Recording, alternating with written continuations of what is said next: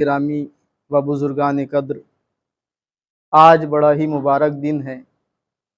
خود آج جمعے کا دن ایک فضیلت والا دن ہوتا ہے، اور اس کے ساتھ ساتھ ماہ رمضان کی آج پہلی تاریخ بھی ہے، جو بہترین تاریخوں میں سے ہے، مبارک تاریخوں میں سے ہے۔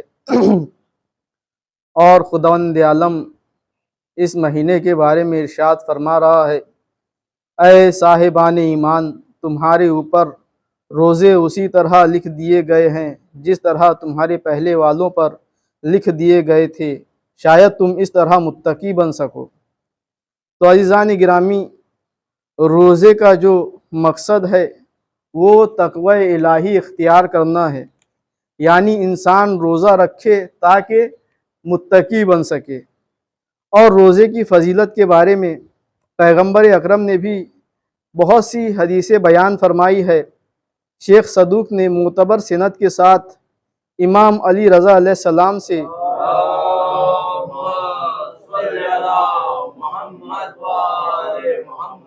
اور حضرت نے اپنے آبائے طاہرین کے واسطے سے امیر المومنین سے روایت کی ہے کہ آپ نے فرمایا، ایک روز رسول اللہ نے ہمیں خطبہ دیتے ہوئے ارشاد فرمایا۔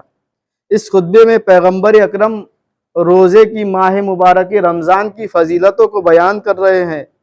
یہ خطبہ پیغمبر اکرم اپنی زبان سے بیان فرما رہے ہیں کہ اے لوگو، تمہاری طرف رحمتوں اور برکتوں والا مہینہ آ رہا ہے، جس میں گناہ معاف ہوتے ہیں۔ یہ مہینہ خدا کے ہاں سارے مہینوں سے افضل اور بہتر ہے، یعنی تمام مہینے جو 11 مہینے ہیں ان تمام مہینوں سے زیادہ افضل یہ ماہ مبارک رمضان ہے۔ یہ مہینہ خدا کے ہاں سارے مہینوں سے افضل اور بہتر ہے، جس کے دن دوسرے مہینوں کے دنوں سے بہتر، جس کی راتیں دوسرے مہینوں کی راتوں سے بہتر، اور جس کی گھڑیاں دوسرے مہینوں کی گھڑیوں سے بہتر ہے۔ یہی وہ مہینہ ہے جس میں حق تعالیٰ نے تمہیں اپنی مہمان نوازی میں بلایا ہے، یعنی اس مہینے میں ہم خداوند عالم کے مہمان ہوتے ہیں، اور اس مہینے میں خدا نے تمہیں بزرگی والے لوگوں میں قرار دیا ہے کہ اس میں سانس لینا تمہاری تسبیح اور تمہارا سونا عبادت کا درجہ رکھتا ہے۔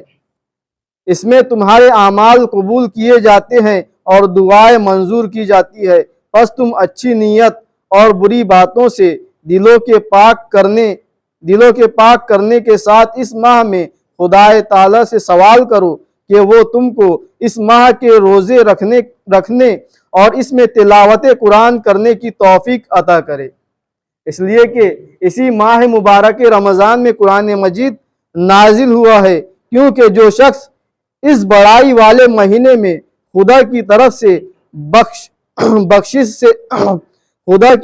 بخشش سے محروم رہ گیا، وہ بدبخت اور بد انجام ہوگا۔ اس مہینے کی بھوک پیاس میں قیامت والی بھوک پیاس کو تصور کرو، اپنے فقیروں اور مسکینوں کو صدقہ دو، بوڑھوں کی تعظیم کرو، چھوٹوں پر رحم کرو، اور رشتہ داروں کے ساتھ نرمی اور مہربانی کرو۔ اپنی زبانوں کو ان باتوں سے بچاؤ کہ جو نہ کہنی چاہیے، جن چیزوں کا دیکھنا حلال نہیں ان سے اپنی نگاہوں کو بچائے رکھو، جن چیزوں کا سننا تمہارے لیے روا نہیں ان سے اپنے کانوں کو بند رکھو، دوسرے لوگوں کے یتیم بچوں پر رحم کرو تاکہ تمہارے بعد لوگ تمہارے یتیم بچوں پر رحم کرے، اپنے گناہوں سے توبہ کرو، خدا کی طرف رخ کرو، نمازوں کے بعد اپنے ہاتھ دعا کے لیے اٹھاؤ کہ یہ بہترین اوقات ہے جن میں حق تعالیٰ اپنے بندوں کی طرف نظر رحمت فرماتا ہے۔ تو ہر نماز کے بعد ہمیں چاہیے کہ ہم دعا کریں، یہ پیغمبر اسلام اپنے خطبے میں بیان فرما رہے ہیں، اور جو بندے اس وقت اس سے مناجات کرتے ہیں وہ ان کو جواب دیتا ہے، اور جو بندے اسے پکارتے ہیں ان کی پکار پر لبیک کہتا ہے۔ اے لوگو، اس میں شک نہیں کہ تمہاری جانیں گروی پڑی ہیں، تم خدا سے مغفرت طلب کر کے ان کو چھڑانے کی کوشش کرو، تمہاری کمریں گناہوں کے بوجھ سے دبی ہوئی ہیں، تم زیادہ سجدے کر کے ان کا بوجھ ہلکا کرو، کیونکہ خدا نے اپنی عزت و عظمت کی قسم کھا رکھی ہے کہ اس مہینے میں نمازیں پڑھنے اور سجدے کرنے والوں کو عذاب نہ دے گا، اور قیامت میں ان کو جہنم کی آگ کا خوف نہ دلائے۔ اے لوگو، جو شخص اس ماہ میں کسی مومن کا روزہ افطار کرائے تو اسے گناہوں کی بخشش اور ایک غلام کو آزاد کرنے کا ثواب ملتا ہے۔ جب پیغمبر اکرم نے یہ ارشاد فرمایا تو حضرت کے ایک صحابی میں سے بعض نے عرض کی، یا رسول اللہ، ہم سب تو اس عمل کی توفیق نہیں رکھتے، یعنی جو افطار کرانا چاہیے، کہتے ہیں کہ ہم تو اس کی توفیق نہیں رکھتے۔ تب آپ نے فرمایا کہ تم افطار میں آدھی کھجور یا ایک گھونٹ شربت دے کر بھی خود کو آتش جہنم سے بچا سکتے ہو، یعنی صرف آدھی کھجور کے ذریعے سے، ایک گھونٹ شربت کے ذریعے سے انسان آتش جہنم سے بچ سکتا ہے، کیونکہ حق تعالی اس کو بھی پورا اجر دے گا جو اس سے کچھ زیادہ دینے کی توفیق نہ رکھتا ہو۔ اے لوگو، جو شخص اس مہینے میں اپنے اخلاق درست کرے تو حق تعالی قیامت میں اس کو پل صراط پر سے بآسانی گزار دے گا جبکہ لوگوں کے پاؤں پھسل رہے ہوں گے۔ جو شخص اس مہینے میں اپنے غلام سے تھوڑی خدمت لے تو قیامت میں خدا اس کا حساب سہولت کے ساتھ لے گا۔ یعنی جو ہمارے کام کرنے والے ہیں، آج کے زمانے میں غلام تو نہیں ہوتے، لیکن انسان جسے نوکری پہ رکھتا ہے وہ اس کا غلام نہیں ہے، لیکن سلوک ایسا کیا جاتا ہے ان کام کرنے والوں کے ساتھ جیسے اس نے خرید لیا ہے، جیسے وہ اس کا غلام ہو گیا ہے۔ تو آج کے دور میں غلامی کا تو دور نہیں ہے، لیکن جو ہمارے ہاں کام کرنے والے ہیں ہمیں چاہیے کہ ہم ان کے ساتھ نرمی سے پیش آئے، تاکہ جو شخص اس مہینے میں صلوات پڑھیں محمد وآل محمد،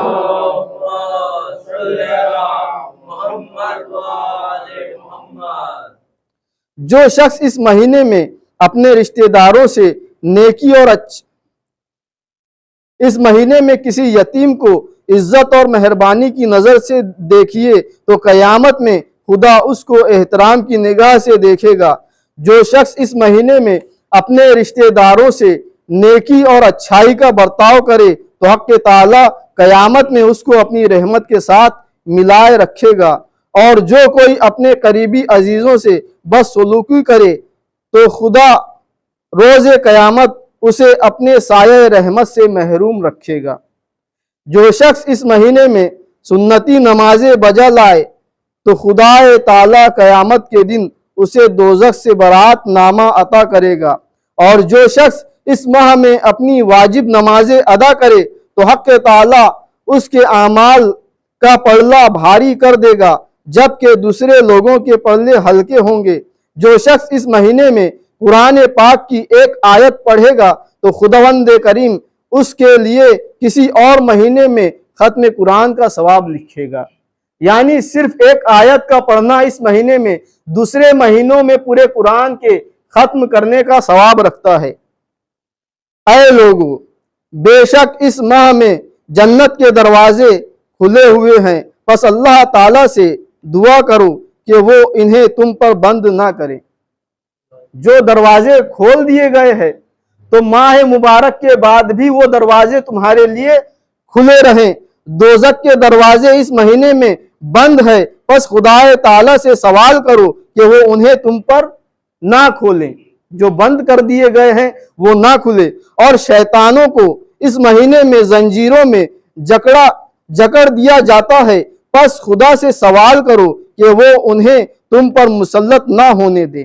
اس مہینے میں شیطان کو زنجیروں میں جکڑ دیا جاتا ہے، تو بہترین موقع ہے اس مہینے میں عبادتیں انجام دینے کا، یعنی ہم دیگر دنوں میں جو ہم نیک کاموں کو انجام نہیں دیتے تھے تو اس کا سارا ذمہ دار ہم شیطان کو ہی ٹھہراتے تھے کہ شیطان نے ہمیں بہکا دیا، شیطان ہمیں نیک کام کی طرف آگے نہیں بڑھنے دیتا ہے۔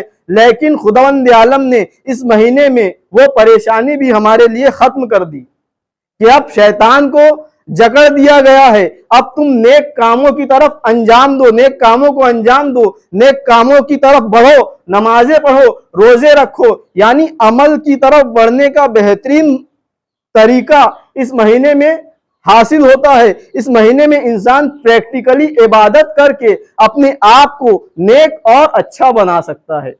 تو جب انسان نیکی حاصل کر لے، اچھا بن جائے، تو خداوند عالم سے دعا کرے کہ جس طرح سے اس مہینے میں ہمیں شیطان سے بچائے رکھا ہے، آئندہ مہینوں میں بھی ہمیں شیطان سے بچائے رکھے۔ صلوات پڑھیں محمد و آل محمد۔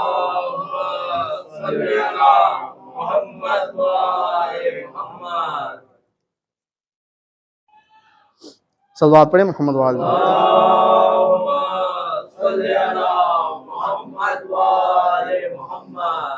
جیسا کہ آپ نے ملاحظہ فرمایا کہ خداوند متعال نے روزے کا فلسفہ تقوی کو قرار دیا ہے، یعنی ہم جو روزہ رکھ رہے ہیں اس سے مراد یہ ہے کہ ہم تقوی الہی اختیار کریں، یعنی روزہ تم پر اس لیے واجب قرار دیا ہے تاکہ تم متقی بن سکو، پرہیزگار بن سکو، اور پھر روایات میں اسے روح ایمان کہا گیا ہے۔ امام صادق علیہ السلام ارشاد فرماتے ہیں،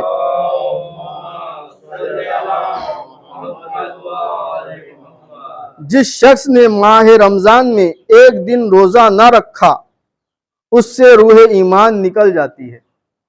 یعنی اگر کوئی عذر نہیں ہے، بنا کسی عذر شرعی کے، آج کا ماحول یہ ہے کہ انسان مریض بھی ہے، بیماریوں میں مبتلا ہے، تو اس کے مسائل الگ ہے، لیکن کوئی مسائل نہ ہو، کوئی عذر شرعی نہ ہو، اور انسان اس کے باوجود پھر روزہ نہ رکھے تو اس سے روح ایمان نکل جاتی ہے۔ یعنی روزے کی اہمیت اور اس کے فلسفے کا پتہ اسی فرمان سے چل جاتا ہے کہ روزے کے واجب قرار دینے کا مقصد ایمان کو بچانا ہے، اور اسی ایمان کو بچانے والی طاقت کا دوسرا نام تقوی ہے، جسے سورہ بقرہ کی آیت نمبر 183 میں روزے کے فلسفے کے بارے میں بیان کیا گیا ہے۔ تو یہ تقوی کیا ہے جسے پروردگار عالم نے روزے کا فلسفہ اور اس کا مقصد قرار دیا ہے؟ روایت میں تقوی کی تعریف میں 3 چیزیں بیان کی گئی ہے۔ تقوی کسے کہتے ہیں؟ ہم جو کہہ رہے ہیں تقوی الہی، اس سے حاصل ہوتا ہے انسان روزہ رکھنے سے متقی بنتا ہے۔ تو تقوی ہے کیا؟ تقوی میں پہلی چیز ہے اطاعت پروردگار عالم، گناہوں سے اجتناب۔ دوسری چیز گناہوں سے اجتناب یعنی گناہوں سے بچنا، اور تیسری چیز ہے ترک دنیا۔ اب اس کی وضاحت چاہیے کہ اطاعت پروردگار عالم، اطاعت پروردگار عالم کیسے کریں؟ تو عزیزان گرامی، اطاعت پروردگار عالم بغیر محبت اہل بیت کے ہو ہی نہیں سکتی۔ اگر انسان محب اہل بیت نہیں ہے، حب اہل بیت اس کے دل میں نہیں ہے، تو وہ مطیع پروردگار عالم بن ہی نہیں سکتا۔ اس لیے کہ خداوند عالم قرآن مجید میں ارشاد فرما رہا ہے، مَن یُطِیعِ الرَّسُولَ فَقَدْ اَطَاعَ اللَّهَ، کہ جس نے رسول کی اطاعت کی اس نے اللہ کی اطاعت کی۔ تو اللہ کی اطاعت کرنے کے لیے پہلے ہمیں رسول کی اطاعت کرنی ہوگی۔ اور ایک آیت میں ارشاد فرما رہا ہے، اطیعوا اللہ واطیعوا الرسول واولی الامر منکم، کہ اللہ کی اطاعت کرو، رسول کی اطاعت کرو، اور صاحبان امر کی اطاعت کرو۔ تو یہ اطاعت کس کی اطاعت ہے؟ اللہ کی اطاعت، رسول کی اطاعت اور صاحبان امر۔ صاحبان امر کون ہیں؟ یعنی ہمارے جو 12 امام ہیں انہیں صاحب امر کہا جاتا ہے۔ یعنی صاحب امر اسے کہا جاتا ہے اگر کسی چیز کو حکم دے دے تو اس چیز کو، اس کا حکم ماننا ضروری ہو جاتا ہے۔ یعنی کائنات میں کسی بھی شے کو یہ اگر حکم دے دے تو وہ چیز اس کا حکم مانتی ہے۔ اسی وجہ سے تو مولائے کائنات نے سورج کو پلٹایا،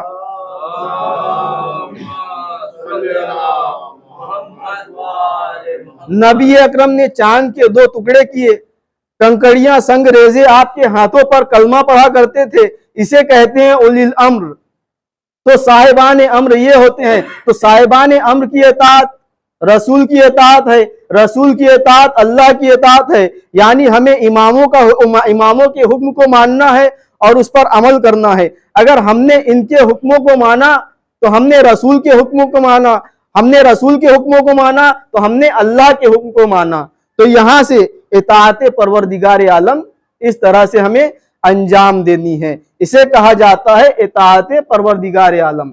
جو انسان کے ذہن میں سوال ہوتا ہے کہ خداوند عالم تو ہماری آنکھوں کے سامنے آتا نہیں، یہ اس کا نقص نہیں، یہ اس کا کمال ہے کہ وہ ہماری نظروں کے سامنے دکھائی نہیں دیتا، تو یہ خداوند عالم کا کمال ہے، تو پھر ہم کس طرح سے اطاعت کریں؟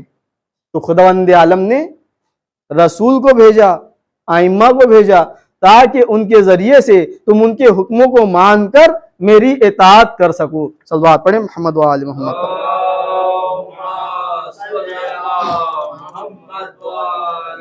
اور پھر دوسری چیز ہے گناہوں سے اجتناب۔ گناہوں سے اجتناب بھی اسی کی ایک کڑی ہے، یعنی اگر انسان حکم امام مان رہا ہے تو وہ اب گناہوں کی طرف نہیں بڑھے گا، گناہوں سے خود بخود اجتناب کرے گا، اس لیے کہ امام وہی حکم دیتے ہیں جو قرآن مجید میں حکم آیا ہے، جو حکم خداوند عالم نے بیان فرمایا ہے۔ جب انسان اماموں کی باتوں کو مانتا ہے تو وہ خود بخود گناہوں سے بچنا شروع ہو جاتا ہے۔ تیسری چیز ہے ترک دنیا۔ تقوی حاصل کرنے کے لیے ہمیں ترک دنیا بھی کرنا ہے۔ ترک دنیا سے کیا مراد ہے؟ کیا ہم دنیا کمانا چھوڑ دے، یہ ترک دنیا ہے؟ کیا ہم جنگل میں جا کر بیٹھ جائے، یہ ترک دنیا ہے؟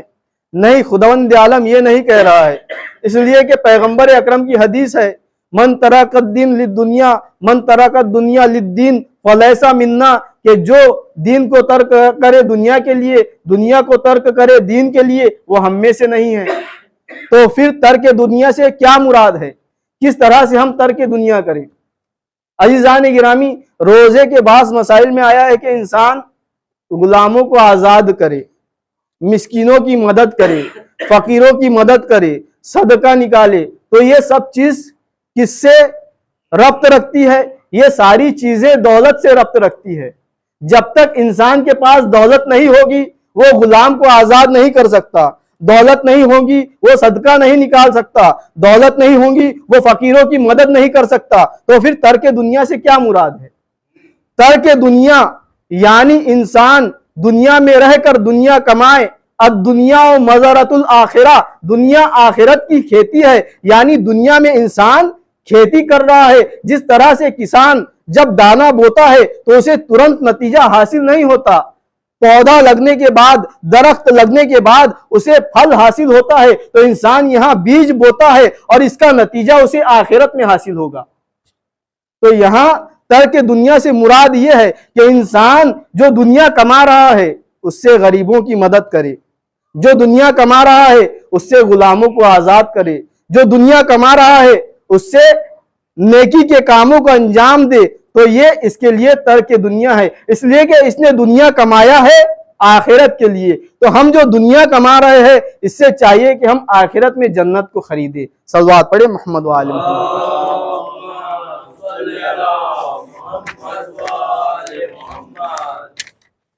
رسول خدا صلی اللہ علیہ وسلم ارشاد فرماتے ہیں،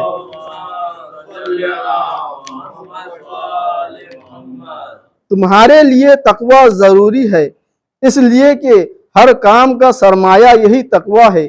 حقیقت یہ ہے کہ ایسا روزہ جو انسان کو گناہوں سے نہ بچا سکے اسے بھوک و پیاس کا نام تو دیا جا سکتا ہے مگر روزہ نہیں کہا جا سکتا، اس لیے کہ روزے کا مقصد اور اس کا جو فلسفہ ہے اگر وہ حاصل نہ ہو تو اس کا معنی یہ ہے کہ جس روزے کا حکم دیا گیا تھا ہم نے وہ روزہ نہیں رکھا ہے، بلکہ یہ ہماری اپنی مرضی کا روزہ ہے۔ یعنی جس روزے کا حکم پروردگار عالم نے دیا ہے تقوی حاصل کرنے کے لیے، اگر ہمیں تقوی حاصل نہیں ہو رہا ہے تو معلوم ہوتا ہے کہ ہم نے جو خداوند عالم روزہ چاہ رہا ہے ہم نے اس روزے کو نہیں رکھا ہے۔ خدا ایسی عبادت کو پسند ہی نہیں کرتا جو انسان خدا کی اطاعت کے بجائے اپنی مرضی سے بجا لائے، ورنہ شیطان کو بارگاہ رب العزت سے نکالے جانے کا کوئی جواز ہی نہ تھا۔ کیونکہ اس نے عبادت سے تو انکار نہیں کیا تھا۔ یعنی جو شیطان کو بارگاہ الہی سے نکالا گیا، وہ کیوں نکالا گیا؟ کہ وہ اپنے نفس کی عبادت کر رہا تھا۔ جب خداوند عالم نے کہا کہ آدم کو سجدہ کرو، تو اس نے کیا سمجھا کہ آدم کو سجدہ کرنا خدا کی عبادت نہیں ہے۔ تو عزیزان گرامی، وہ سمجھنے میں غلطی کر گیا کہ حکم پروردگار کو انجام دینا ہی عبادت ہے۔ اس نے اپنے نفس کی پیروی کی۔ خدایا میں تیرے سجدے کرتا ہوں، میں نمازیں پڑھتا ہوں، تیری عبادت کرتا ہوں، میں آدم کا سجدہ نہیں کروں گا۔ تو وہاں اس نے اپنے نفس کی پیروی کی۔ اگر انسان بھی اسی طرح سے اپنے نفس کی پیروی کرے اور اسے تقوی الہی حاصل نہ ہو تو اس روزے کا کوئی فائدہ نہیں ہے۔ حضرت علی علیہ السلام ارشاد فرماتے ہیں،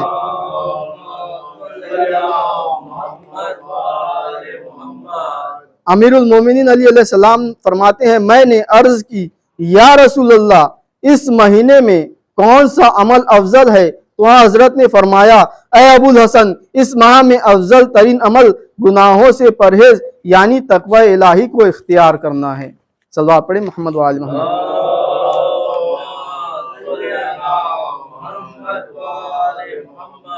ماہ رمضان میں کثرت کے ساتھ دعا اور استغفار کرو، اس لیے کہ دعا تم سے بلاؤں کو دور کرتی ہے اور استغفار تمہارے گناہوں کے مٹانے کا باعث بنتا ہے۔ جو شخص ماہ رمضان کا روزہ رکھے اور حرام کاموں اور بہتان سے بچے تو خدا اس سے راضی اور اس پر جنت کو واجب کر دیتا ہے۔ اور پھر ایک دوسری روایت میں ہے، جنت 4 لوگوں کی مشتاق رہتی ہے۔ یعنی روزے کی فضیلت کے بارے میں ہے کہ جنت 4 لوگوں کی مشتاق رہتی ہے، کسی بھوکے کو کھانا کھلانے والے، اپنی زبان کی حفاظت کرنے والے، قرآن کی تلاوت کرنے والے، ماہ رمضان میں روزہ رکھنے والے۔ یعنی ان 4 لوگوں کی جنت مشتاق ہے۔ روزے کا فلسفہ یہی ہے کہ انسان حرام کاموں سے بچے اور کمال حقیقی راہوں کو طے کر سکے۔ وصلی علی محمد وآلہ